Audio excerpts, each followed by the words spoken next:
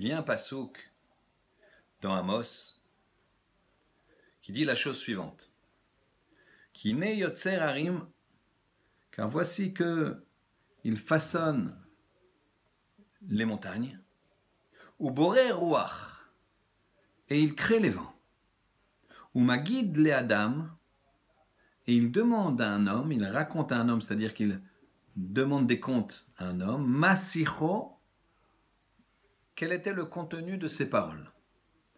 C'est-à-dire qu'à la fin de sa vie, un homme, on va lui demander chacune de ses paroles, chacune de ses sichot, ses conversations même futiles, on va lui demander qu'est-ce qu'il en a retenu et on va lui demander des comptes sur le contenu de toutes ces paroles. Alors d'abord, il faut essayer de comprendre quel rapport entre la création du monde, où on forme les montagnes, ensuite les vents, et ensuite on demande à un homme des comptes sur ses paroles. Quel rapport? Le Ben Ishraï nous donne un enseignement extraordinaire. Il nous dit la chose suivante. Il y a dans des pays lointains des mers qui sont beaucoup plus larges que les mers qui sont dans nos régions. Elles sont beaucoup plus profondes. Et donc, il y a là-bas ce qu'on appelle tornado. Voici les termes exacts du Ben Ishraï il y a 200 ans à peu près. Tornado. Et ces tornados, c'est des vents très très puissants qui s'approchent des pays de la terre ferme et qui dévastent tout sur leur passage. Qu'est-ce qui les arrête?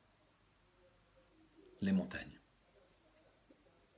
La terre ferme elle-même qui monte les arrête.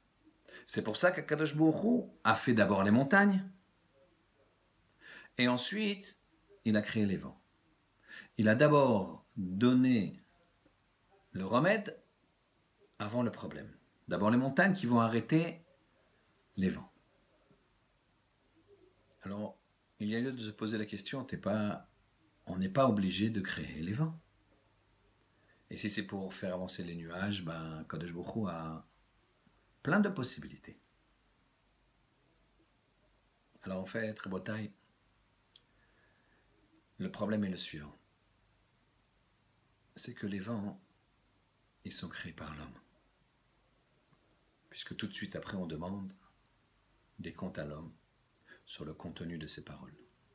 Il faut savoir qu'avec ces paroles, on crée les tornades. Que ce soit direct, parce qu'on va faire ombre à une personne, on va l'humilier, on va apporter, chas shalom, une mauvaise réputation sur la famille, sur ces gens-là, ou que ce soit macrocosmique, c'est-à-dire on va créer les tornades.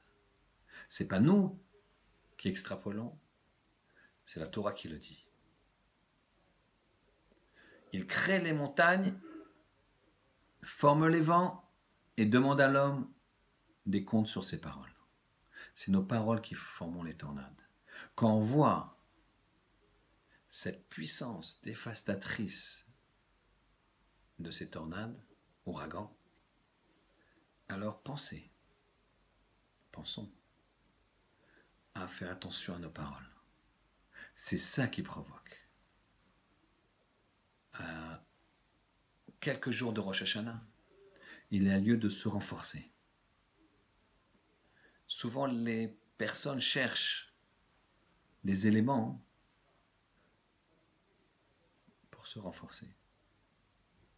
Ici, il paraît évident que contrôler sa langue, faire attention à la shonara, est fondamental pour s'améliorer et amener à la place de paroles futiles, des paroles de Torah et de Kedusha. Shabbat Shalom.